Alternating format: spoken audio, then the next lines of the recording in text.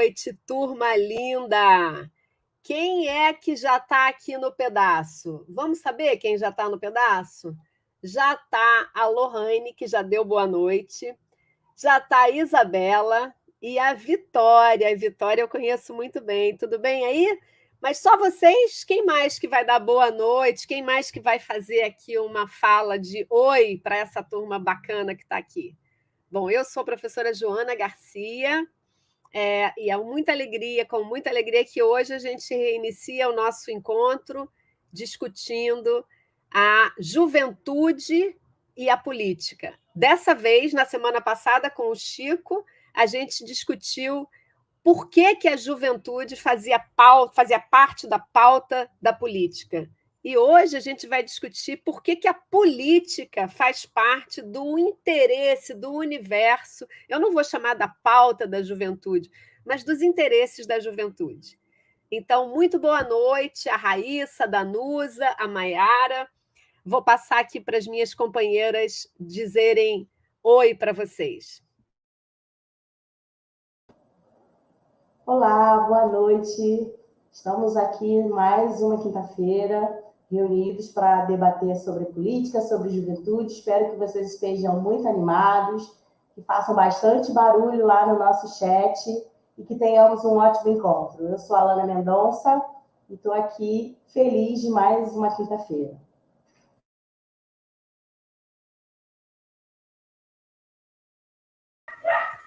Olá, boa noite. Eu sou Vera e estou aqui para mais um encontro com vocês, acompanhada aqui dos meus auaus, que estão aqui dando boa noite também. E é muito bom estar aqui com vocês. Espero que seja uma noite com muitas informações e muita troca. Um beijo. Boa noite a todos. É um grande prazer estar aqui novamente, mais uma quinta-feira, acompanhado de pessoas maravilhosas. Tenho certeza que o nosso encontro de hoje terá um diálogo assim incrível, onde iremos poder fazer boas contribuições. E esperamos também a interação de vocês, que é extremamente essencial. Então, mandem, bem blogueirinha, mandem tudo aí no chat para a gente, por favor. Muito bem, gente. Nós temos hoje duas pessoas convidadas, sendo que uma delas teve uma intercorrência no trabalho. Então, o que a gente vai assistir na primeira parte, numa parte mais curtinha, é a fala que ela enviou para a gente. Infelizmente, a Andréia Bach não poderá estar conosco nesse momento, mas ela mandou um vídeo que nós também não vamos passar, porque o vídeo, quando a gente começou a fazer o teste, ele faz com que todos nós caiamos. Então, infelizmente, a plataforma não suporta um vídeo muito demorado. Então, o que vai acontecer é que vocês vão ouvir a voz da Andréia e algumas informações e algumas imagens dela e informações sobre ela nesse momento. E, em seguida, vocês vão conhecer e estar junto com o Gabriel Sampaio aqui, junto conosco. E, nessa altura, ele vai se apresentar e vai trazer a sua contribuição como jovem e como interessado na política. Então, nessa hora, talvez antes da gente começar com a Andréia, a Alana quer fazer uma fala lembrando a vocês uma das questões importantes do nosso trabalho aqui no curso. Diga lá, Alana. Digo sim. Então, pessoal, tem a questão dos exercícios, que é uma tarefa importante, porque os exercícios contribuem na complementação da carga horária. Esses exercícios são enviados pelo e-mail, então fiquem atentos ao e-mail, atentos à caixa de spam também, né, ao lixo eletrônico, para saber se ainda está indo algum e-mail para lá. E a gente precisa que vocês respondam, porque vocês pensaram que a gente não ia ler, né? A gente tem ido lá no e-mail, a gente está abrindo, lendo as respostas que vocês estão enviando para a gente. Então, não deixem de participar, não deixem de contribuir com os exercícios, porque ele também faz parte da carga horária do nosso curso, e ele também é um meio da gente interagir um pouco mais, saber o que vocês estão pensando, conhecer melhor a juventude que está no curso. Tá bom? Combinado? É isso aí, gente. Olha, gente, esse aqui é um dos exercícios feitos para hoje, né, com as páginas da internet que vocês acessaram. Então, a gente tem a contribuição da Amanda, da Cíntia, da Júlia, da Ingrid. Todo mundo precisa de enviar isso para ter as horas completas no curso, tá bem? Atenção! Muito bem, então agora é a hora da gente ouvir a Andréia. Então, com isso, a gente sai de cena e a gente coloca a Andréia em cena. Eu acho que eu não posso sair, estou na dúvida. Eu acho que eu tenho que ficar porque eu vou transmitir a voz da Andréia. Então, eu vou continuar aqui com vocês, talvez assim, quem sabe assim, vocês continuam me ouvindo, e agora, a partir de agora, vocês vão ouvir a Andréia. Boa noite a todo mundo que está assistindo da UFRJ. Eu me chamo Andréia Bach e hoje eu vim falar com o Gabriel, trazer uma contribuição na temática da juventude inserida na política. Bom, eu tenho uma pequena participação em questão de anos, mas bem forte dentro dos movimentos sociais, que eu queria trazer aqui para vocês para falar basicamente sobre a importância do fortalecimento dos movimentos sociais, onde a juventude está muito presente. Eu vou começar dizendo sobre a importância da gente fortalecer o movimento estudantil, aquele movimento estudantil que surge desde a formação dos grêmios nas escolas de ensino médio, até nas escolas fundamentais, principalmente, sobretudo, nas escolas públicas, municipais, federais e estaduais, onde a gente tem majoritariamente uma parcela da população que é pobre, que é preta e periférica e que principalmente está ali sofrendo cotidianamente com os problemas de pobreza, enfrentamento ao sucateamento da educação pública. Então, trazer aqui para vocês como que o fortalecimento dos grêmios e o fortalecimento dos DCEs nas universidades, nos centros acadêmicos, é de extrema importância. Eu venho do movimento estudantil, eu comecei com 16 anos de idade, assim, quando eu ingressei para um curso técnico em mecânica na FAETEC, e lá eu vim de uma escola particular, filantrópica, mas era particular, então não sofria com, por exemplo, com falta de comida no almoço, com falta de pagamento aos professores, com problema de passe livre. E aí, quando eu me deparei em 2016 com a FAETEC, na unidade da Ferreira Viana, onde eu estudava, totalmente sucateada e desprezada pelo governo estadual, eu entendi que a partir dali eu não poderia ficar parada. Então, me juntando com outros alunos que tinham aquela sede de mudança, a gente fundou diversos coletivos negros, coletivos de mulheres, que debatiam exatamente sobre essas temáticas e, principalmente, a gente fez várias campanhas de fortalecimento do Grêmio Estudantil que estava parado.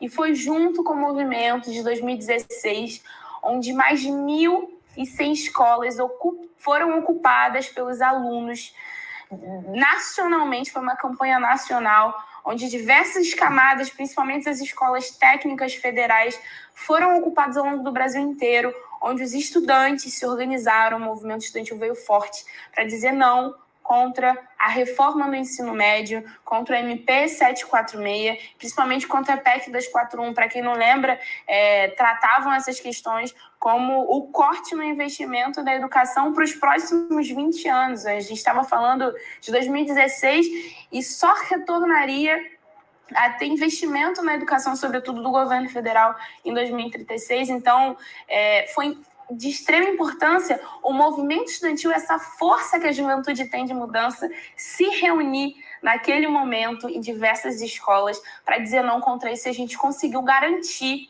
que a PEC 241 não passasse e muitas outras garantias que a gente já teve quanto ao movimento estudantil. Eu lembro, por exemplo, que eu construí o movimento da ERJ, que foi fundado em 2002 aqui no Rio de Janeiro, que é uma associação de estudantes de movimentos Associação dos Estudantes das escolas públicas, sobretudo das privadas também, e a gente, ao longo desses anos de construção dessa entidade, assim como outras, a UBS, por exemplo, quanto que a gente já conseguiu garantir, por exemplo, o nosso passe livre, tanto para as escolas municipais, estaduais e federais, quanto em alguns setores específicos, algumas determinadas cotas. a nossa movimentação de garantia de vários direitos que são pequenos ali, são setorizados, mas que trazem um impacto muito importante para a nossa juventude. Então, o movimento estudantil, ele é muito importante, deve ser muito valorizado, porque a partir disso, a gente tem ali a formação dessa juventude que vai para a universidade, que vai para o mercado de trabalho e que vai fazer uma sociedade que consegue se indignar e, para mais do que se indignar, consegue se colocar para a ação da mudança, né? Eu também gosto muito de falar sobre a importância da juventude dentro da cultura. A cultura, ela tem um papel fundamental de transformação social.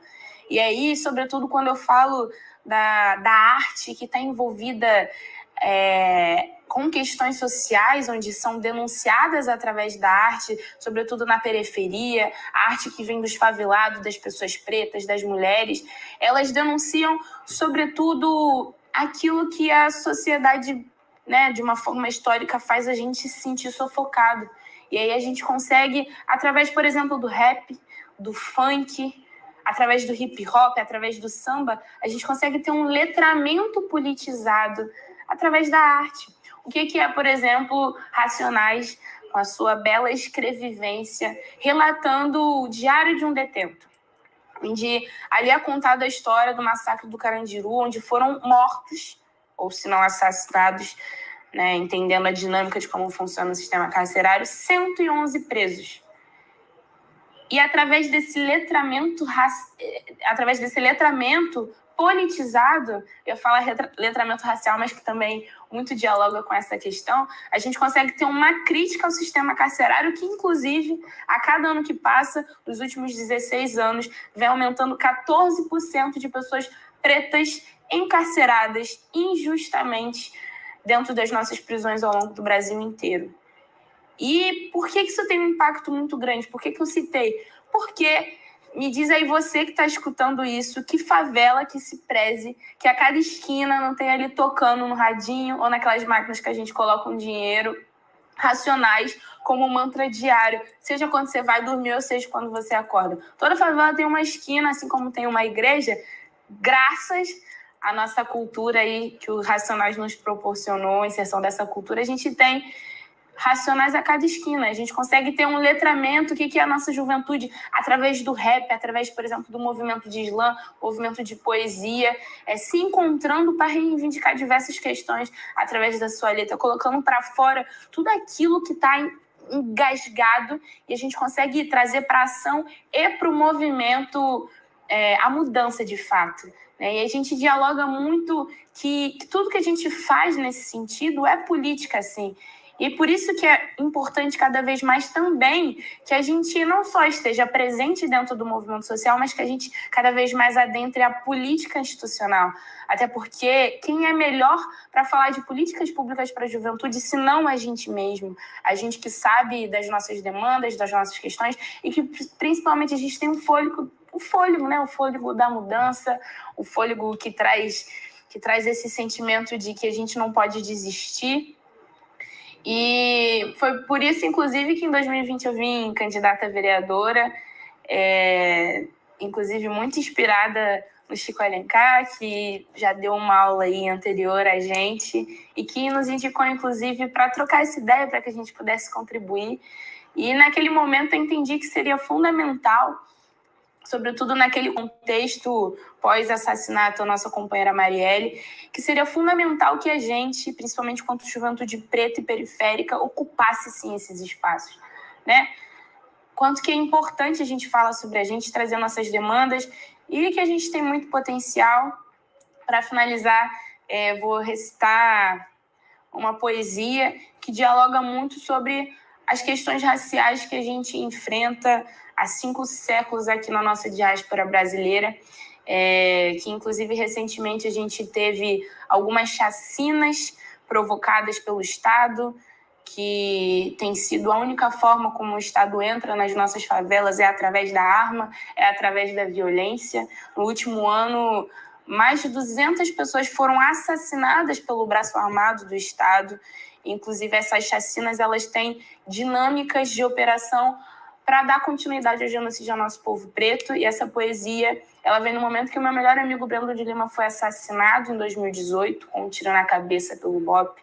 E aí eu trago a reivindicação do nome dele, de nome de vários outros irmãos pretos e indígenas que são ceifados diariamente de várias formas. Essa poesia se chama Perifa Zumbi. É assim. Qual tipo de preto tu já escutou? Qual literatura preta te desnorteou? Que Jesus é branco tu já se acostumou, mas que Jesus é preto tu ainda não desconfiou. A descendência italiana do tataravô, o sobrenome português que tu nunca mudou, mas o meu africano em mim nunca chegou. Quantos pretos tu já chamou de doutor? Pou, pou, pou, pou, pou, pou, pou, pou, pou. Conseguiu contar? Nem Roberto de Souza, 111 tiros para 5 adolescentes, comparando em seu intervalo dos minutos que marca o genocídio do povo preto. Vocês gostam de número, né? Trabalham com estatística, mas na favela, pra gente sobreviver, temos que ficar na risca. No país onde ser preto é crime, Rafael Braga sabe bem disso. Ou quem sabe é Marildo, que até hoje anda sumido. Na sala de aula morre Maria Eduarda, o do bairro que nem um pouco nobre, dentro da escola mais uma criança morre. Vocês chegam por menor que pede esmola, lança logo um... Ah, moleque, vai pra escola, mas é facinho vocês falar, né? Esbanjando o privilégio de ensino particular.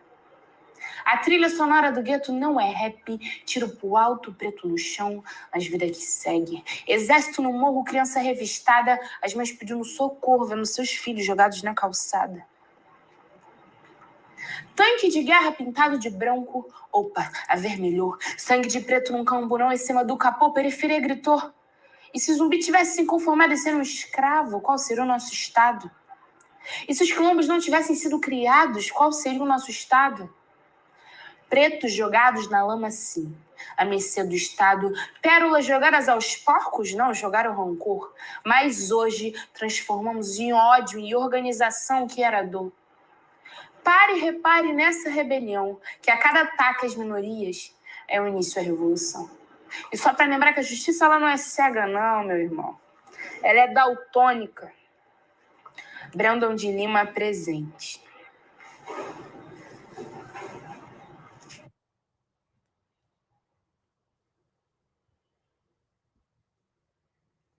Muito bem. Presente. Muito obrigada, Andréia, pelas suas palavras, pelas suas contribuições, por pensar conosco a questão da juventude e os atravessamentos de uma juventude que olha, mas que intervém, que assiste, mas também interfere. Muito obrigada pelas suas contribuições. Agora a gente vai ter o Gabriel Sampaio. Chega mais, Gabriel. Oi, gente, tudo bem? Sou Gabriel. Posso começar? Posso começar a falar? Pode, vou deixar você e vou para os bastidores te ouvir. Tudo bem. Eu sou Gabriel, sou morador de Jacarepaguá, sou militante, milito desde os meus 16 anos. Eu acho que para começar isso, a gente tinha que falar que existem juventudes. Não existe uma juventude só. Não existe só um jovem. Não existe uma unidade. Cada um tem a sua particularidade. Cada um cresce de um jeito, cada um tem uma família, cada um tem uma criação e cada um tem o seu eu. Então, acho que como a gente vê juventude, a gente tem que pensar nessas juventudes. A gente tem que pensar justamente como cada um é visto na sociedade. A André, que falou aqui antes de mim, ela cresceu em uma das ruas mais perigosas do centro da cidade. Eu cresci num apartamento na Zona Oeste, em Jacarepaguá. Não fui exposto a muitas das violências que ela foi, que ela já vivenciou, e não tem metade assim dessa experiência que ela viveu. Mas isso não tira o meu papel de militante como juventude. Eu acho que acrescenta os dois, um poder enxergar o lugar que o outro tem, o lugar que o outro ocupa para poder falar. Assim como a minha juventude é diferente de alguém que cresceu na Zona Sul ou na Barra, nesse eixo mais enriquecido, mais luxuoso do Rio, né? Porque eu vim de uma realidade totalmente diferente da André. Existem outros diferentes de mim, Mas para muitos o que eu vivi é considerado luxo, porque a gente vive no país onde ter o mínimo, ter o básico para sobreviver, ter o mínimo para viver é considerado luxo, é considerado privilégio. Eu acho que a juventude vê na política uma forma de lutar pelo que é certo e pelo que é justo, pelo que a gente acredita. A gente está inserido numa realidade mais moderna de tecnologia e tal, mas a gente tem um acúmulo de uma sociedade que economicamente a gente vai se prejudicar mais do que quem viveu um período recente no país. A gente dificilmente vai ter carteira assinada, a gente dificilmente vai se aposentar, porque eu já tenho 21, a aposentadoria, se eu não me engano, já está em 75. Até eu me aposentar, já vão ter mais duas reformas da Previdência. Então, eu sou uma pessoa que já cresço sem a perspectiva de que um dia eu terei aquele descanso à beira da praia, que muitas vezes não é assim também o aposentado, mas eu, nessa lógica da sociedade economicamente, eu não vejo que o jovem hoje cresce sem a projeção de ter uma casa, de ter um carro, de ter essas coisas, esses bens que a sociedade impõe, porque a gente vem de uma economia muito destruída, né? Eu, hoje, na minha profissão, eu trabalho com comunicação, como estava lá no card, eu estudo publicidade. Todo mundo, ou quase todo mundo, que é contratado para comunicação, para publicidade, não tem mais a ideia de assinar a carteira, de ter aquele emprego. Todo mundo tem a ideia de que vai ser MEI, porque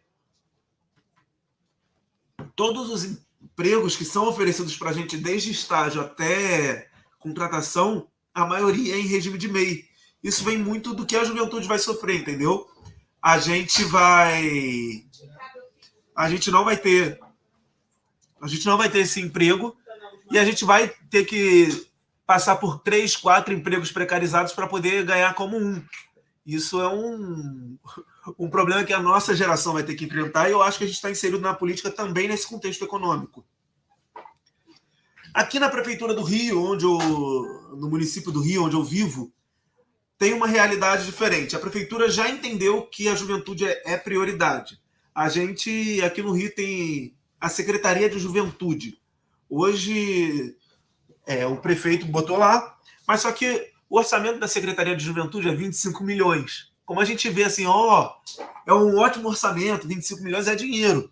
Mas se a gente for parar para pensar a cidade, o que a cidade investe em tudo, 25 milhões é isso, de um bolo gigantesco. Então, a juventude já foi identificada. A juventude tem que pautar também a política, porque a gente ocupa um lugar na sociedade, somos bastantes, então a gente ocupa um lugar na sociedade, a gente quer ser ouvido, a gente quer pautar a política que a gente quer.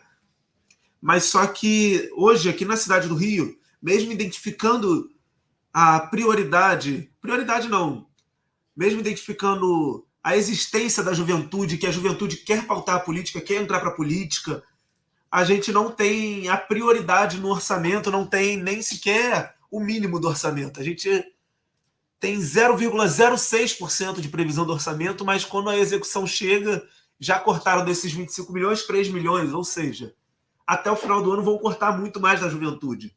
E a gente pensa o que a Secretaria de Juventude pode fazer de fato pelo jovem. Porque uma secretaria sem orçamento não pode fazer muito. Pode empoderar, pode fazer campanhas de conscientização e tal, mas não pode de fato atingir a vida do jovem com emprego, com renda, com tudo que uma secretaria como a de educação, saúde, poderia de fato atingir. A população jovem do Rio está estimada, porque a gente também não tem um IBGE, um censo do IBGE recente, está estimado em 1,5 milhão, que é um pouquinho mais de 24%. Alguém aqui sabe de alguma política? É porque a gente está por StreamYard, então fica meio complicado não ter a participação. Mas eu acho muito difícil. A Joana veio me salvar. Mas não precisa não, Joana. Tá tudo ótimo. Você pode perguntar que eles respondem e a gente põe aqui. Eu tenho acesso ao chat aqui também, né? Isso. Ótimo. Olha lá direto nos comentários, mas a gente traz para você. Eu tenho acesso aqui ao chat, descobri agora. Vocês têm alguma ideia de política pública para a juventude, para pautar a juventude? Porque quando eu fui assim, a gente sempre milita e tal, mas quando chegou esse tema da aula, eu falei, primeiro, quais políticas públicas de fato existem para a juventude? Porque a gente tem a Secretaria Nacional de Juventude, a gente tem um governo do estado que não pauta muito, e a gente tem a prefeitura aqui também no Rio. Estou falando isso na minha percepção. Sei que tem gente de fora da cidade do Rio. Mas a gente vai fazendo assim as escalas. Dentro da Secretaria Nacional de Juventude, dentro da governo estadual, não existe uma política para a juventude. A juventude é vista sempre ou esporte ou educação, não tem emprego, não tem renda. É como se a gente ficasse ali num espaço vazio. A gente tem educação, tudo bem, precária, mas assim, a juventude não é identificado esse déficit, sabe? Que a juventude precisa também, muitas das vezes, levar a renda para casa. Ó, temos hoje recente, após a Secretaria de Juventude, temos projeto. Tá cortando um pouquinho, mas eu consegui ver. Aqui no Rio, né? Eu acho que aqui no Rio a gente tem, de fato, a gente tem uns projetos bons, Emprega Juve, teve um curso de barista, eu vi ali alguns projetos bons. Viu? Lab Juve, Rio, Jovem Aprendiz Cultural, mas é uma secretaria sem muito orçamento do município do Rio. Eu acho que teria capacidade para fazer muito mais. Com pouco eles estão fazendo um bom trabalho. E é isso que eu questiono. O que poderia ser feito para a juventude se, de fato, a juventude fosse colocada com uma importância que a gente acha que tem? O que a juventude conseguiria alcançar? O que a gente conseguiria mudar na sociedade se a gente tivesse um pouco mais? Aí, voltando. Dentro do estado do Rio de Janeiro, a gente não tem política pública para a juventude, de como a juventude vai se inserir no mercado de trabalho, como a juventude vai para o ensino superior, como a juventude pode, de fato, partir para aquele sonho de se formar como adulto. A gente está no início da vida adulta, mas como é que a juventude sai dessa para a vida adulta? Porque como é que a gente consegue conquistar esses passos da vida adulta? De morar sozinho, de poder se deslocar sozinho, ter um emprego que dê isso. A gente não vê essa política pública no governo do estado. Quando a gente vai para o governo federal, também a gente vê menos ainda. Existe uma secretaria... Opa, caiu aqui a luz, mas já coloquei no lugar. Existe uma secretaria da juventude que é ligada ao gabinete do presidente, mas que não tem política pública. Eu fui pesquisar o que eles fazem, eu entrei nas redes sociais, que eu falei, uma secretaria de juventude deve comunicar com os jovens minimamente pelas redes sociais. A última postagem dele, se eu não me engano, é de novembro do ano passado. Então, a gente está meio que sem política de juventude, tanto no estado como no governo federal. Isso é uma crítica que eu faço não ao governo atual, porque o governo passado, claro que teve investimento em educação, teve bastante investimento em educação de ensino superior e ensino técnico, mas foi também isso. Assim, a gente te colocou, a gente vai fazer aqui um esforço para te colocar no ensino superior, daqui você vai. Sendo que quem não conseguiu alcançar esse ensino superior, porque a gente vive uma realidade que muita gente não chega ao ensino superior ou ao ensino médio. Qual política pública tem para a juventude antes dela chegar ao ensino superior? Porque a gente via programas como FIES, que quando chegava ao ensino superior...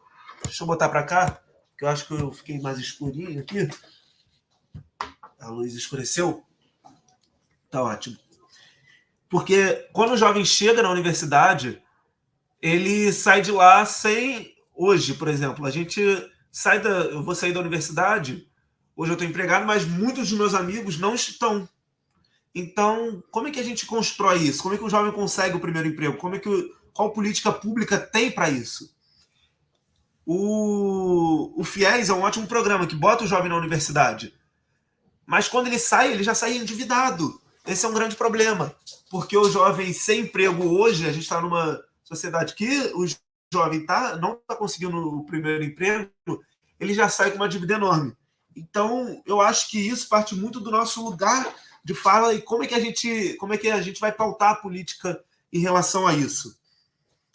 Eu acredito que nós jovens, temos ainda aquele... que eu vejo que, por exemplo, meu avô, minha avó já tinha, mas que perdeu muito, que é aquela utopia de uma sociedade justa igual para todos, sabe? Eu acho que, não sei se a gente vai perdendo com o tempo, mas eu vejo pessoas como o Chico Alencar que carregam essa utopia até hoje.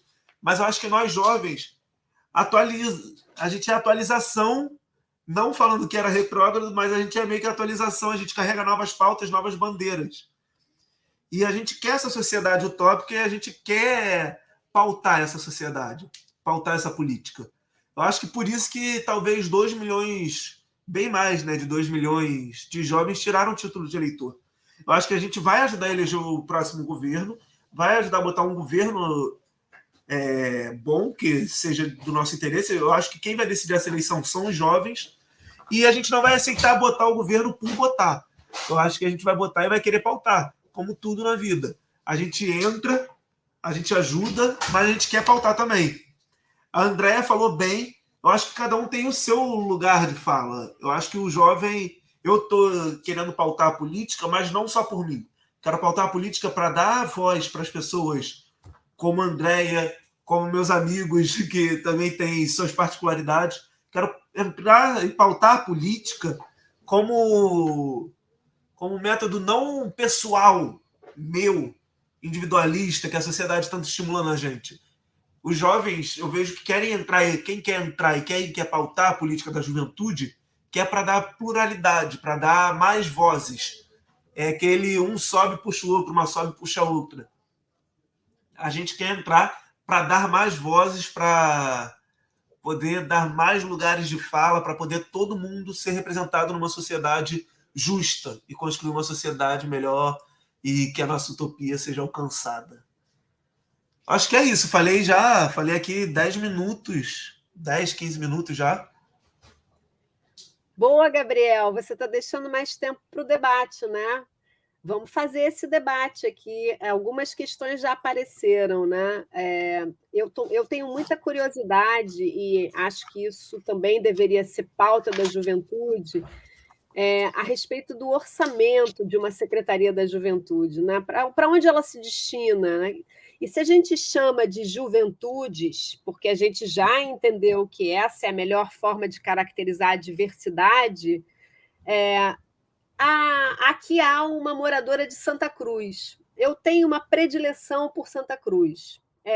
Talvez porque eu dei aula na Praia Vermelha, em Botafogo, perto do mar, e alguns alunas que moravam em Santa Cruz demoravam cerca de 3 horas para chegar até a universidade.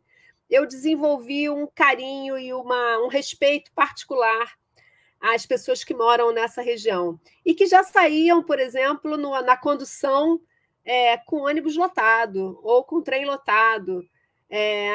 Isso, como assim? Você está pegando o trem na estação final e ele já sai lotado e você tem que enfrentar esse trânsito todo até chegar ao lugar Você onde está você vai. narrando a minha realidade. Estou me sentindo muito representada.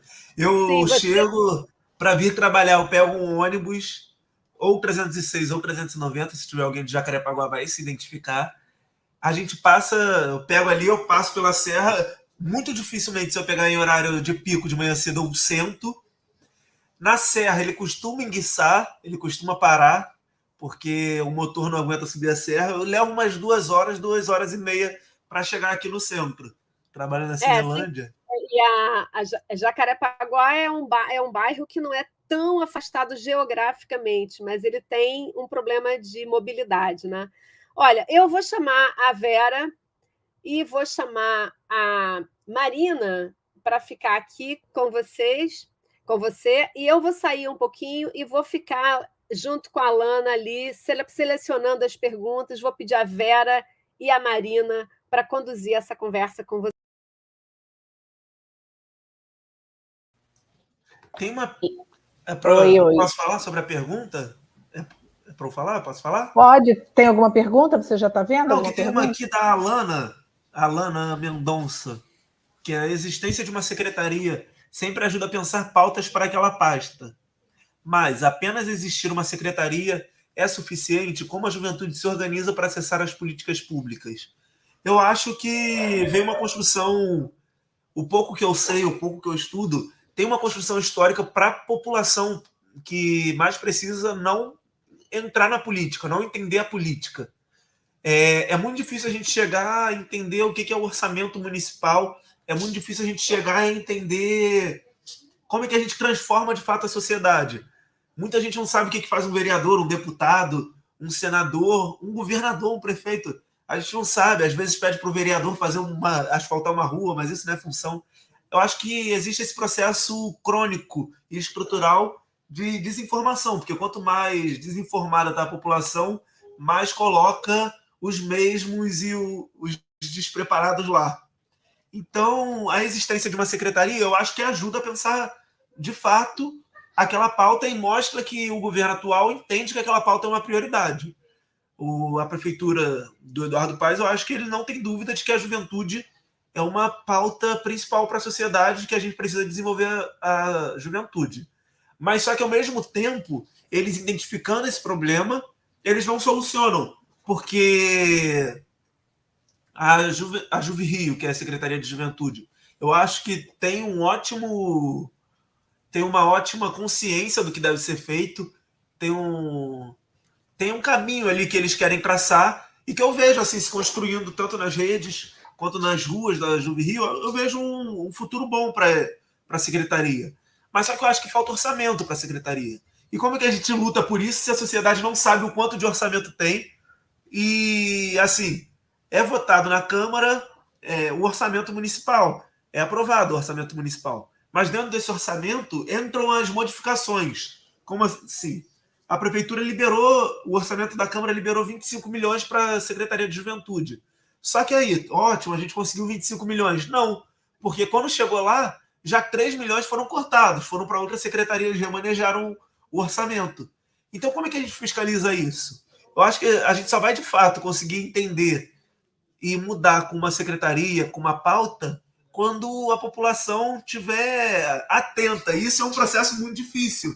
Porque como a população fica atenta se ela é preparada para não ficar atenta se ela não tem essa informação, né? É isso, né? Mas, eu Gabriel, acho que a gente tem que jogar em tudo que é lugar. Então, Gabriel, eu tenho já uma vida aí passada de juventude, né? Já estou quase entrando no Estatuto do Idoso e trabalho muito com o Estatuto da Criança e do Adolescente, que é a minha especialidade, e o Estatuto da Juventude também. E aí, quando você traz essa falta de acesso desse público infanto e juvenil a essa discussão política, eu me remeti lá quando eu tinha 15 anos de idade, que a política era uma coisa totalmente distante da minha realidade. Eu acredito que hoje se repita isso com a maioria das pessoas dessa faixa etária também. A distância que esse público tem com a política, porque a política não é uma coisa fácil, né? Não é para gente, para nós que somos adultos, principalmente ela não é atrativa também para esse público. O que você acha que a gente pode fazer, nós adultos, e hoje aqui, de frente de várias instituições e movimentos, para tornar, essa é a primeira pergunta, para tornar a política mais atrativa para esse público, principalmente de jovens, né? Adolescentes, a partir de 15 anos, são os meus doguinhos, estão aqui participando da aula. Para tornar mais atraente para a juventude a política. Essa é a primeira pergunta. E a segunda pergunta o nosso parlamento, e aí colocando os vereadores nessa... principalmente agora, né, que você está aí dentro de uma Câmara dos Vereadores aqui da cidade do Rio de Janeiro, eles têm um papel fundamental no monitoramento, no controle do orçamento público. E aí é uma dúvida mesmo minha, né? O que vocês, né, o que os vereadores podem fazer quando o orçamento está ele foi autorizado, mas ele não é executado na sua integridade, ou seja, ele sofre um remanejamento. Existe algum movimento que a gente possa tomar conta disso, para além de vocês aí do espaço da Câmara dos Vereadores? Vou deixar aí você respondendo isso.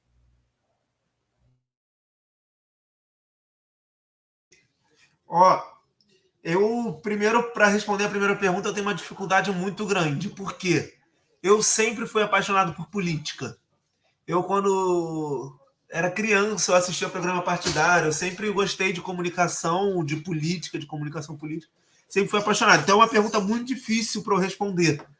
Mas eu pego também um gancho no que a juventude está assistindo de política e no que a juventude está acompanhando de política. E já deixo antes de falar que eu acho um caminho ruim. Porque a gente vê aqui, mesmo na Câmara Municipal, o caso do Gabriel Monteiro. Ele é um blogueiro, youtuber, que ele conseguiu, eu tenho muitas críticas a ele, mas ele conseguiu democratizar um acesso ao trabalho parlamentar de forma muito errada, mas conseguiu. Eu vejo assim políticos também que, desde que começaram na política e já estão há um tempo, eu vejo o Tarcísio, vejo Chico, eu vejo agora Thaís Ferreira, que está fazendo um trabalho bom. E essas pessoas, eles têm por princípio democratizar o espaço. A Thaís Ferreira, ela faz audiências excelentes, trazendo a população que mora em Santa Cruz, que mora em Campo Grande, uma população negra que nunca pisaria nessa Câmara há um tempo atrás, e ela traz esse pessoal para a Câmara para pisar e para vivenciar o que é a política. Ela fez o parlamento infantil, que trouxe crianças para já aprender como é que funciona. Isso é um trabalho excelente que ela está fazendo. O Tarcísio, ele tem como pauta também falar muito bem, falar muito, rodar o Rio e falar muito bem. O Chico, ele tem muito essa coisa de jornal, de fazer jornalzinho, distribuir, ir para a praça, prestar contas. Eu acho que a gente parte primeiro disso. Mostrar que a política é o que regula tudo que a gente vive. Mostrar, ir para a praça com um microfonezinho, uma banquetinha e falar, isso está acontecendo lá na Câmara, isso vai atingir você. Eu acho isso genial que foi feito. O Gabriel Monteiro, ele aproveitou a visibilidade que ele tinha como blogueiro e usou disso para se eleger e depois para fazer fiscalização truculenta. Ele é um lado truculento da política, mas ele, querendo ou não, eu acho que ele faz de um jeito falso, né? Mas ele finge que democratiza a política, sendo que ele não mostra a política. Eu acho que a gente pode aproveitar esse gancho dele, que, na minha visão, destrói um pouquinho do que representa o parlamento, destrói um pouquinho do que representa a fiscalização, o que um parlamentar pode fazer, e acho que ele peca muito nisso, mas a gente pegar e aprender um pouquinho com o lado errado também. A gente tem que aproximar a população, tem que gravar não só falando coisa chata, porque a política, ela é treinada para ser chata, ela vem daquele ponto que as pessoas têm que se desinteressar para poder votar nessas pessoas. Porque umas pessoas interessadas, quem está interessado, quem estuda, não vota nesses que estão aqui hoje, na maioria que está aqui hoje. Então a política, a sessão plenária é chata, eu entendo, mas a gente tem que partir para desburocratizar isso e fazer com que isso seja mais interessante. Eu acho que a gente tem que aprender mais com o lado errado da força, esse lado errado da força, e trazer mais para a gente. Como é que a gente desburocratiza a política e faz ela ficar interessante? Eu devolvo a pergunta, falando tudo isso, eu devolvo a pergunta. Como é que a gente desburocratiza a política e faz ela se tornar interessante? A gente primeiro vai ter que fazer uma ruptura do que é conhecido como parlamento e do que é considerado política, para a gente poder, de fato, construir. A gente tem que, essa política institucional de palácios, as pessoas se iludem muito com os palácios, com os prédios bonitos, e não.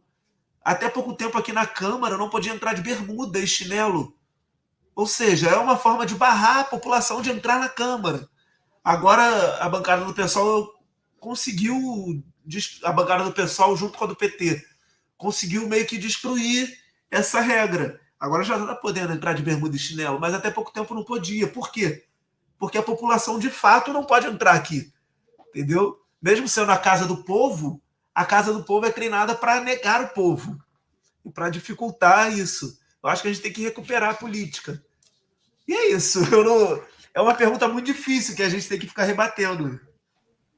Obrigada, Essa vou segunda passar para a pergunta eu estava Marina. anotando quando você falou para responder, eu perdi. Não, não tem problema nenhum. Era a questão do orçamento. Se o orçamento, eu não sei se é muito complexa a situação, mas o que a gente pode fazer no monitoramento para que o orçamento aprovado ele possa realmente ser executado na sua íntegra? Eu acho que isso é um ponto importante também.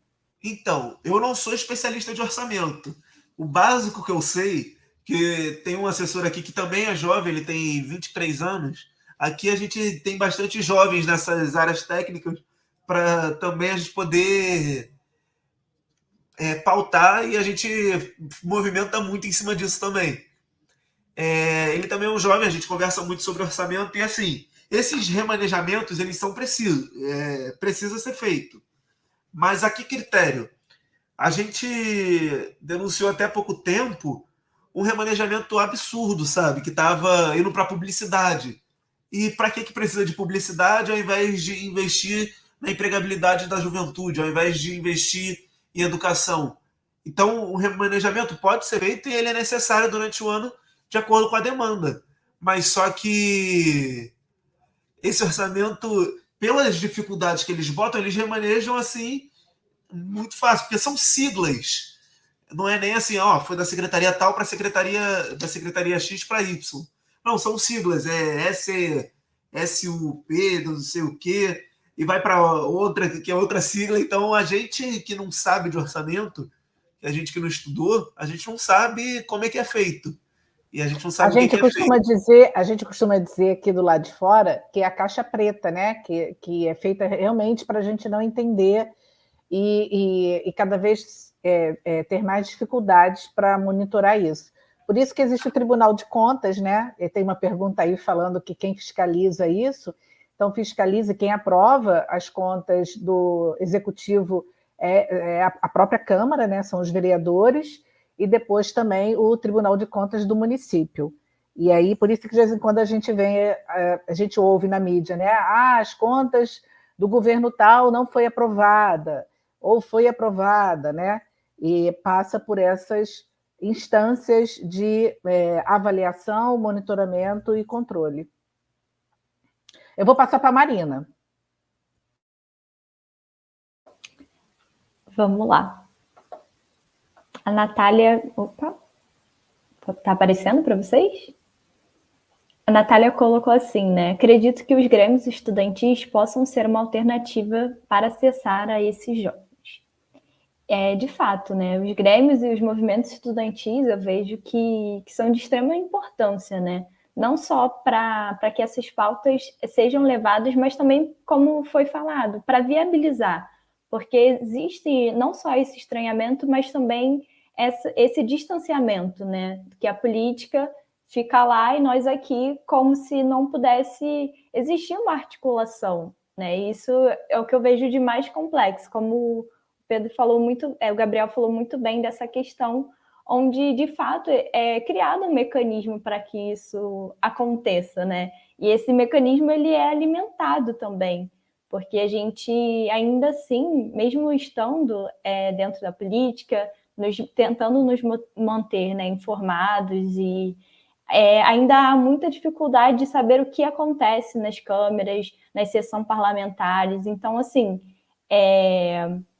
eu entendo que, como foi colocado, isso é feito quase que de maneira proposital, né? Então, quando existem esses movimentos de grêmios, de movimentos estudantis, de movimentos partidários por parte das juventudes, isso também faz com que essa pauta seja universalizada, né, para que quem está dentro das faculdades, para quem não está dentro também, mas, sem sombra de dúvidas, acaba sendo muito mais difícil, né, acessá-las de uma forma geral.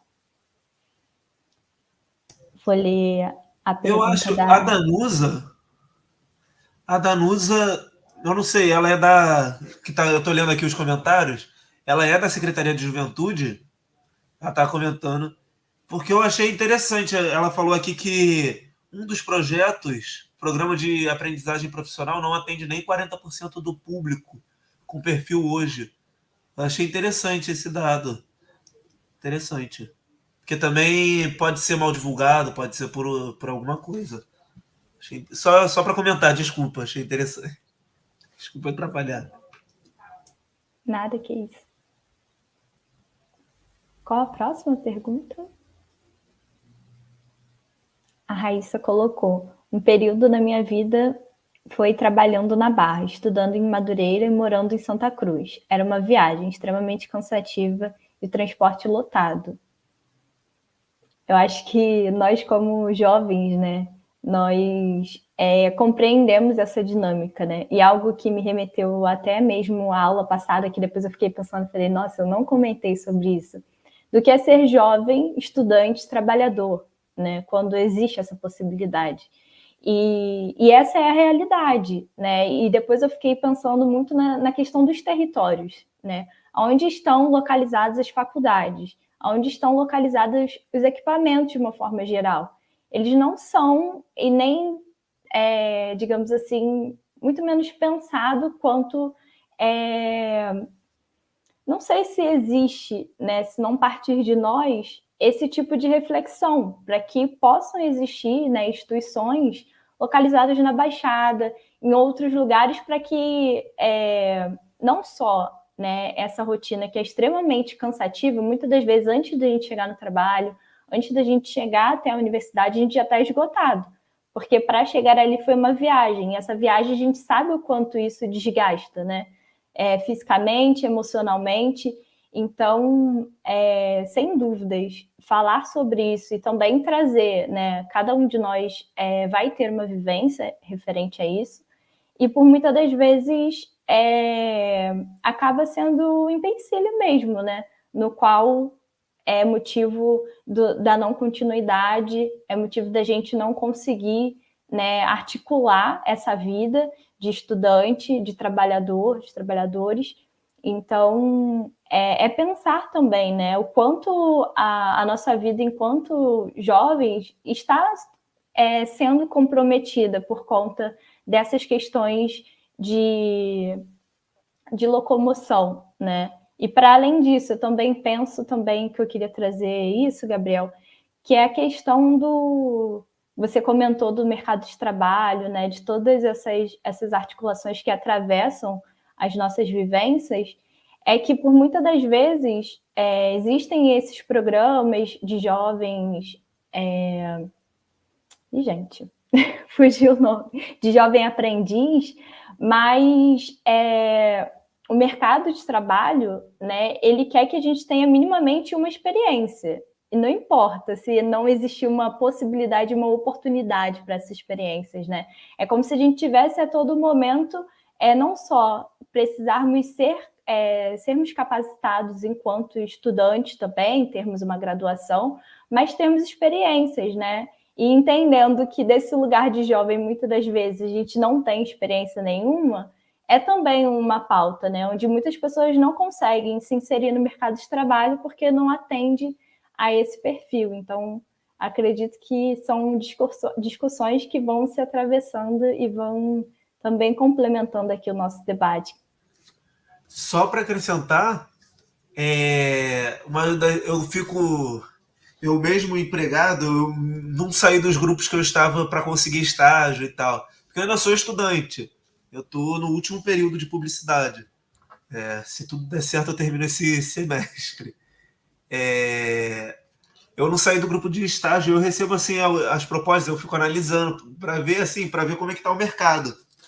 Eles cobram, o mercado está cobrando do jovem uma capacidade técnica que o profissional de ponta, que já está há anos no mercado, não tem. Por quê? Nós somos uma mão de obra barata para eles, porque eles conseguem dar um estágio e cobrar tudo para a gente, entendeu? Aí, ao invés da gente aprender com o estágio, não. Eles estão precarizando, eles estão contratando um trabalhador que aceita um salário menor só.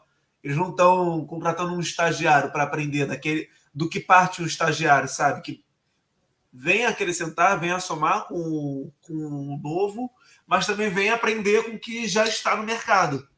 E muitas das vezes eu fui numa entrevista de emprego uma vez, que era para eu trabalhar na comunicação de uma empresa que não tinha comunicação. Aí eu falei, tá, mas como é que eu aprendo? O que parte do estágio é a gente aprender com Quem o vai me trabalho. supervisionar, né? Tipo... Mas quem me supervisiona, com quem eu aprendo? Não sei. Não tinha como aprender. Então, essa precarização que a gente está vivenciando no mercado de trabalho. A gente não vai ter emprego... Eu sou muito pessimista, né? Eu tenho que parar com isso. Mas é isso, é a realidade. Depois da reforma trabalhista, é muito difícil a gente ter um emprego formal de carteira assinada e vai ser meio. A gente vai ter que se virar para poder sobreviver. Eu acho que é isso. É cada vez precarizar, estão cada vez precarizando mais a mão de obra do jovem que está entrando no mercado de trabalho. A Júlia colocou assim no chat: a força do movimento estudantil realmente é imprescindível. A gente sabe que nenhuma política social vem do nada, só através de muita luta. Viva o movimento estudantil que segue sendo luta e resistência. Realmente. A gente pode, em cima disso, tem uma briga histórica do movimento estudantil, que aqui no Rio teve um resultado, para a gente ver como é que a juventude também pode pautar a política, que foi do passe livre universitário. Foi uma luta conseguir um passe livre universitário, depois para ampliar o passe livre universitário, para alcançar o jovem que está numa universidade particular também, mas que não tem condições, que está ali com muito sofrimento. Foi uma luta para conseguir ampliar. Veio a pandemia, o prefeito anterior cortou o passe livre. Até agora não voltou 100%, pelo que eu sei, pelo que uns amigos me contam. E porque antes de trabalhar, eu tinha direito ao passe livre universitário também. Mas, pelo que eu sei, ainda não voltou 100%, porque depois da pandemia eu não peguei essa retomada porque eu já estava trabalhando. Então, mas daqui eu também acompanho, que só voltou agora, depois de quase 6 meses de vida normal, porque a gente ainda está com a Covid, mas só voltou praticamente agora, recente. Então, por muito tempo, se reacostumou ao jovem ir para o estágio, ir trabalhar, ir para o estágio, ir para a faculdade e sem transporte.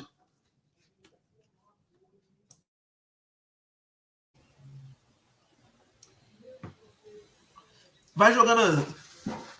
Seu microfone está desligado. Ah, tá, foi. Opa. Colocou assim no chat: se a política fosse ensinada para todos desde a infância, a visão mudaria muito, mas infelizmente isso não é realizado.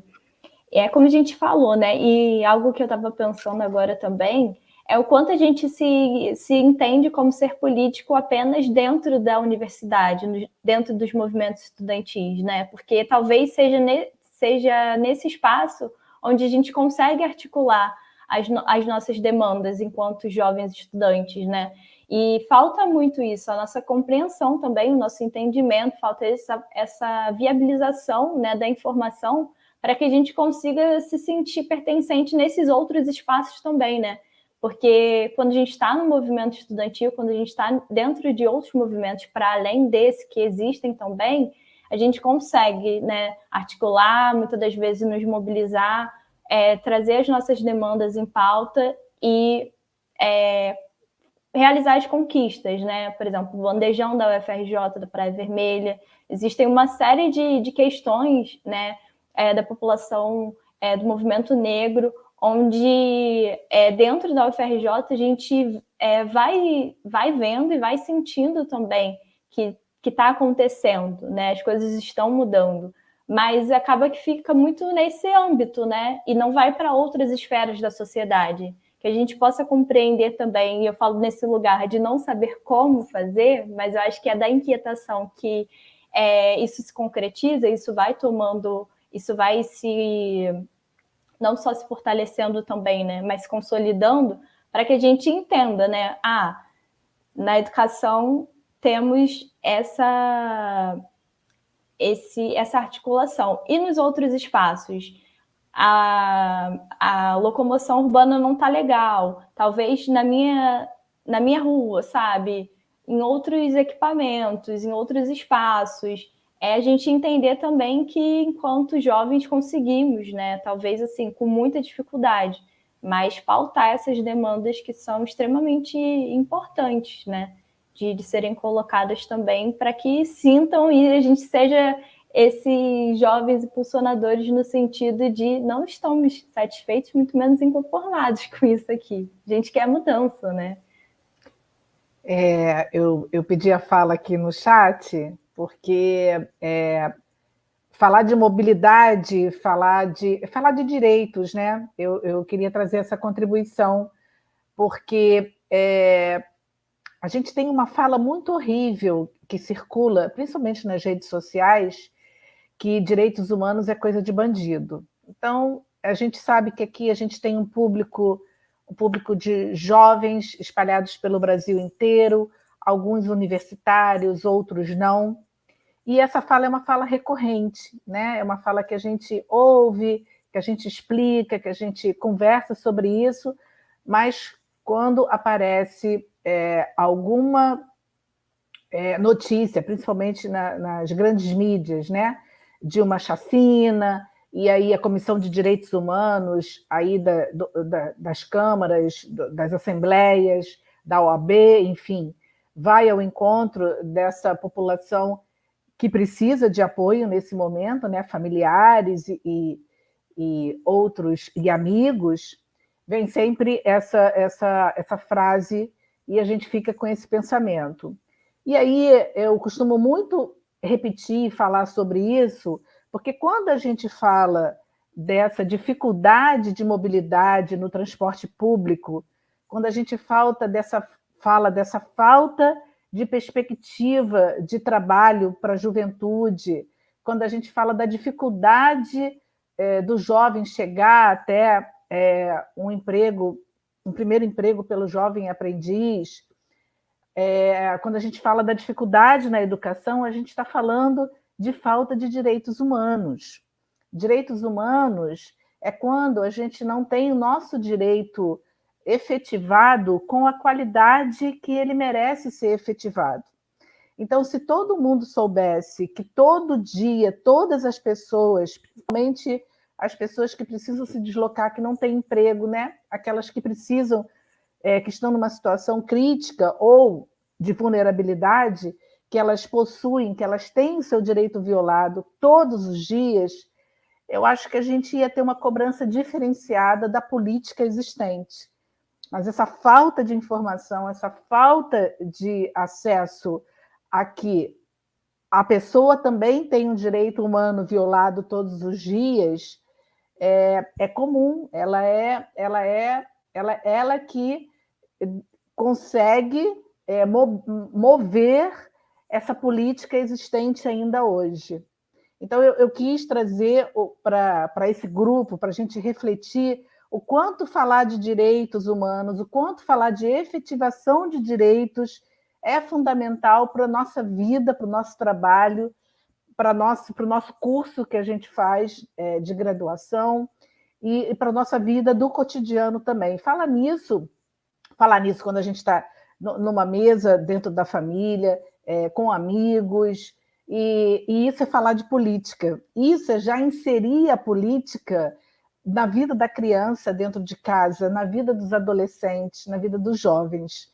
Então, isso é uma prática que eu acho que é muito importante a gente reforçar nas nossas relações sociais, que é falar das dificuldades que a gente tem cotidianas, porque isso é um direito humano violado. Eu queria trazer essa contribuição, saber o que o grupo acha sobre isso, né? Porque é uma discussão que a gente precisa fazer diariamente. É isso. Posso acrescentar um pouquinho o que a Vera falou? Lógico. Vamos lá, Gabriel. O que eu percebo um pouquinho, mesmo vivendo tão pouco, só 21 anos, o que eu percebo da vida é que a gente é muito treinado durante todo esse processo para a gente lutar contra a gente mesmo. Por que eu falo isso? Primeiro que, desde criança, quando eu acho que as crianças têm esse espírito coletivo do amiguinho, ver uma pessoa na rua, meu amiguinho, eu tenho uma prima de 3 anos que ela faz isso. Ela vê uma menina no parque, ela fala, amiguinho, amiguinho. Mas eu acho que quando a gente cresce um pouquinho, a gente é treinado para agir por nós mesmos, sabe? Para a individualidade, não para o coletivo. Eu acho que o grande estalo, que foi o que... Esqueci o nome dela, desculpa. Desculpa, eu sou péssimo com o nome. Ela estava falando ali do movimento social na universidade, na escola, no ensino médio, na universidade, que a gente se descobre como militante, como ser coletivo. Eu acho que é isso, dá o estalo de que sozinho, como a gente foi treinado para fazer sozinho na individualidade, a gente não vai conseguir nada. E no coletivo, se esforçando junto, em comum, a gente vai conseguir alguma coisa. E a gente também é treinado diariamente por vários setores que existem para a gente lutar contra a gente mesmo. Por quê? Tem o seguinte discurso na sociedade. Você prefere ter emprego ou não ter direitos? Ou ter direitos garantidos? Eu quero ter os dois. Eu quero ter emprego e quero ter direitos garantidos. Eu não quero escolher entre um e outro. Eu quero ter os dois. E a sociedade treina a gente. Ou você quer um ou você quer outro. Você é um ser individual. Eu não estou falando por mim, porque eu venho de uma realidade que é um pouco mais confortável do que a de muita gente. Eu falo por aquele que não tem opção de lutar para conseguir um emprego com direitos. Porque quem já nasce com uma certa condição financeira, com uma estrutura familiar financeiramente bem resolvida e bem farta, tem essa opção de estudar com calma, fazer tudo na vida com calma, para aí sim procurar um emprego com qualidade, enquanto boa parte da população precisa de um emprego. Entendeu? Eu acho que é isso. Então eu não estou lutando só por mim. Não sou só eu também quero, mas não sou só eu. Eu quero conseguir para mim e para todos os direitos e os empregos. Então a gente não tem que escolher entre um e outro. E assim vão vários discursos. Você não quer quebrar da Previdência. Você quer se aposentar, mas não quer quebrar o país, então a gente tem que aumentar um pouquinho mais. Não, a gente tem que beneficiar. O governo está lá para a população. Preço de tudo. A gente tem que entender que o governo é nosso, que o poder é nosso e que não é só daquele que a gente vota. Eu acho que quando a gente conseguir coletivamente, o que eu acho muito utópico, mas é a sociedade que eu quero, quando a gente conseguir atingir essa coletividade de entender que o que está lá é nosso, a gente vai conseguir resolver boa parte dos problemas que a gente tem hoje.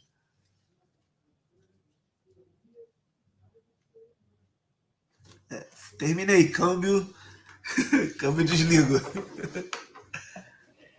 Essa é a fala. A Joana tinha colocado no chat que gostaria que o Gabriel respondesse uma pergunta. Coloca qual seria a pergunta, por favor. Ou ele já respondeu? Ele já dúvida. Que apareceu várias. Foi a empregabilidade, a questão relacionada à juventude. Ele está indignado porque tem que trabalhar com o MEI, né, Gabriel? Então, imagina uma parcela assim, bastante grande da nossa sociedade que não tem acesso ao MEI. O MEI é super sofisticado, né? O MEI pressupõe uma inclusão digital, pressupõe uma escolarização. Então, a gente pensa na juventude que não teve acesso à escolarização, que não teve oportunidade de ser incluído digitalmente, muitas vezes tem um celular, faz uso das redes sociais, mas com muita precariedade, né? Então, isso é o que, vamos dizer assim, é o que predomina, né? Sim, então, são os que estão fora do MEI. Mas eu volto para os bastidores, Eu já trabalhei por MEI, eu consegui fazer o MEI, mas é uma coisa complicada também. Eu não critico o MEI, eu acho uma ótima política de governo, eu acho que ajuda muita gente que estava na informalidade, ir para a formalidade, conseguir os direitos, conseguir entrar para ser visto. Mas eu critico isso como forma de contratação, porque a juventude, as juventudes atuais vão ser contratadas assim. Então, a gente paga para poder ter direito, entendeu? Meio que é a mesma ideia ser contratado por MEI, é a mesma ideia de da gente pagar o plano de saúde tendo SUS, sabe? Fica, poxa, eu não precisava pagar isso. Eu posso ter esse direito, sabe? O emprego deveria dar isso. E muita gente está contratando por MEI exigindo carga horária. E assim, ou eu sou empreendedor ou eu sou empregado. A juventude, é porque a gente começa a falar de juventude, a gente entra em todos os pontos que vão nisso. Eu acho que o que mais pega hoje a juventude é a falta de perspectiva.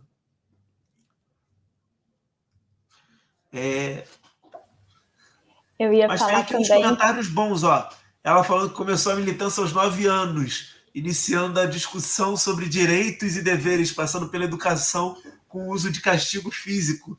Pois é, mas a Danusa foi uma criança, porque eu conheço a história da Danusa, ela foi uma criança que ela participou de movimentos, né? Ela foi desde cedo da ex-fundação, hoje Fundação Angélica Goulart, mas ex-fundação Xuxa Meneghel, participou da rede Não Bata Eduque, muitos anos à frente dessas discussões. Então, ela foi uma criança, ela teve o que toda criança deveria ter, que é acesso à informação, que é ser cuidada com afetividade e reconhecendo aquilo que pode ser feito com o seu corpo, né? Eu tive duas filhas, cuidei de duas crianças, hoje são duas mulheres lindas, e elas não apanharam, porque eu tenho formação e especialização na área da criança e sei o quanto uma educação com violência ela causa traumas. Então, a tentativa sempre foi da comunicação, de uma comunicação positiva, né? de um cuidado de limites, mas limites de forma positiva, sem violência.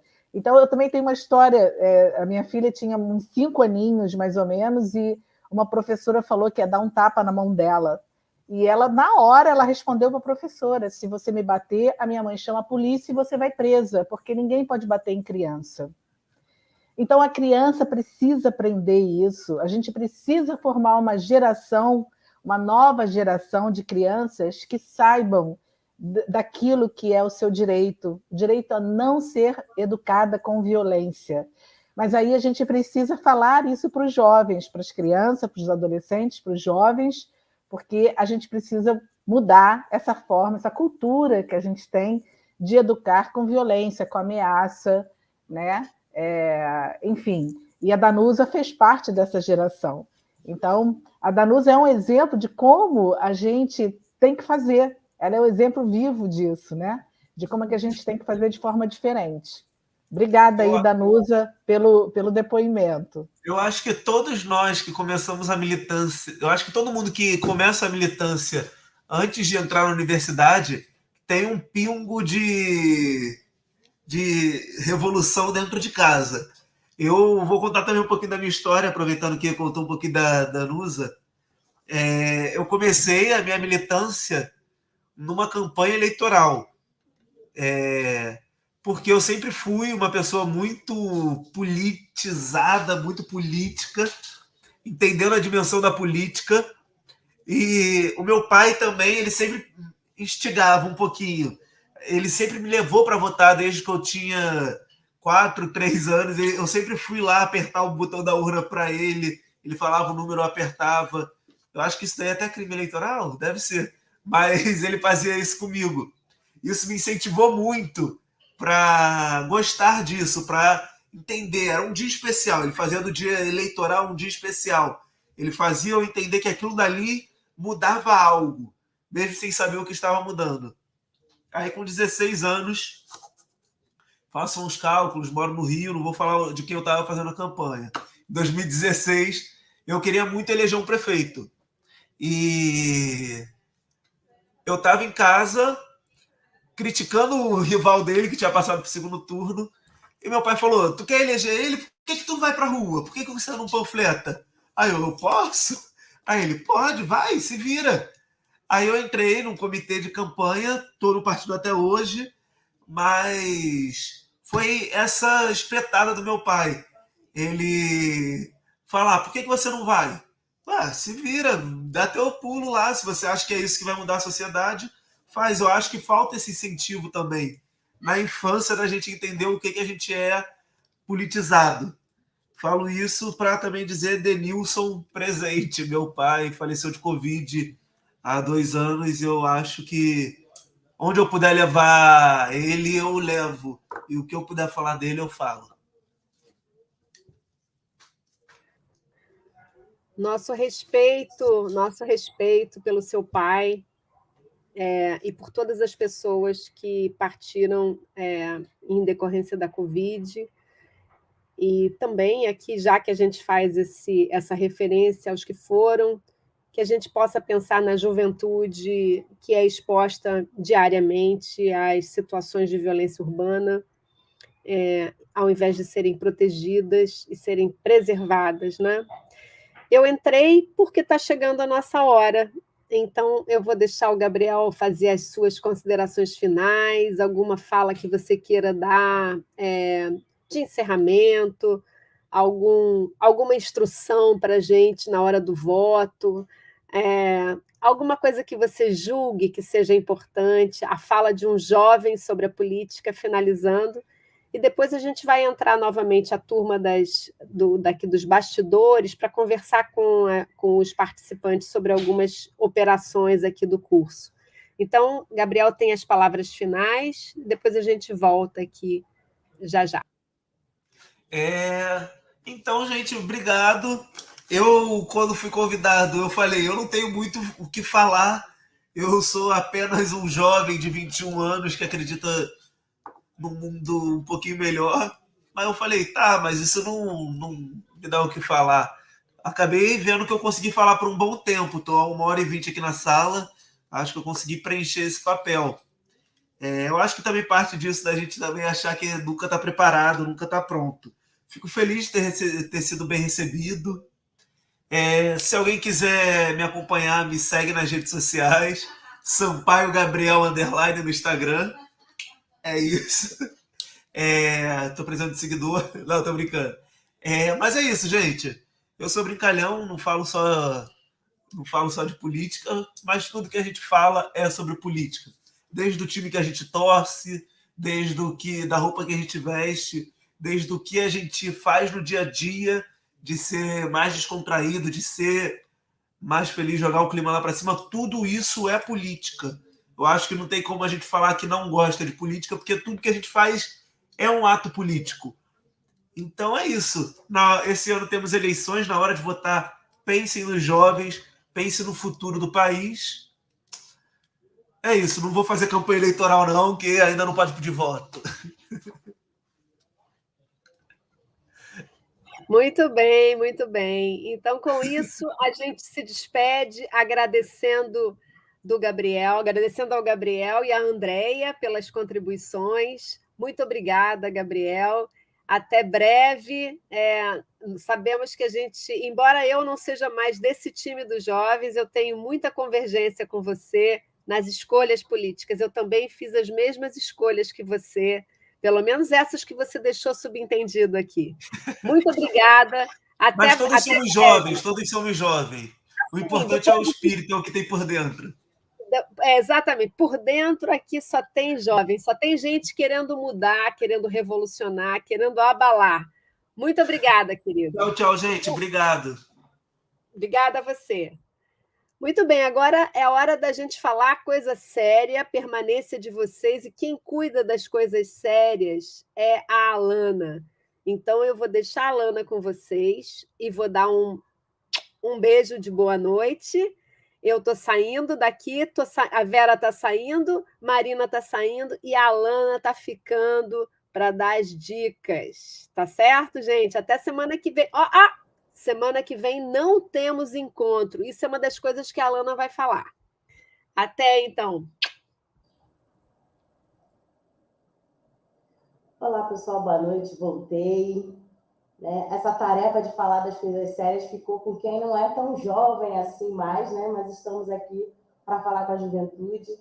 Antes de falar das coisas mais sérias aí das atividades da semana que vem, eu queria só resgatar uma questão que o Gabriel colocou sobre dele ser um pouquinho pessimista, apesar dessa fala incrível que ele teve hoje com a juventude, que a história nos mostra que tudo é transitório, né? A gente acredita aí na mudança das marés, acredita na mobilização popular, a gente acredita na juventude, como diria Gonzaguinha, a gente acredita na rapaziada, e é através da mobilização que a gente tem aí, ó, nas mãos a possibilidade de mudar aí essa história, desde aí das questões sobre previdência e tudo mais aí sobre as políticas públicas. E aí, voltando a falar sobre a questão das atividades, eu disse no início, não esqueçam de olhar os e-mails, a caixa de spam, respondam às atividades, porque elas fazem parte da nossa carga horária. Né? Na semana que vem é feriado, não teremos aula, mas a gente tem uma tarefa para vocês. Vamos enviar também por e-mail as instruções dessa tarefa. Para quem gosta de cinema, a tarefa vai ter a ver com um filme para vocês escolherem, assistir e colocar aí a opinião de vocês a respeito dessas produções que a gente vai enviar de sugestão. A outra questão é que a gente pensou muito na comunicação com vocês, para a gente estreitar um pouco desse laço, as mensagens chegarem um pouquinho mais rápido. Nós vamos enviar também por e-mail um link para um grupo de WhatsApp, né? É um grupo que vai ficar muito grande, então a gente vai manter ele fechadinho por enquanto. Entra quem quiser para receber as informações, para a gente lembrar das aulas e dos exercícios. No mais, boa noite para todo mundo. Fiquem atentos aos e-mails e não se esqueçam, tudo é transitório. A gente acredita em vocês, por isso que a gente está aqui.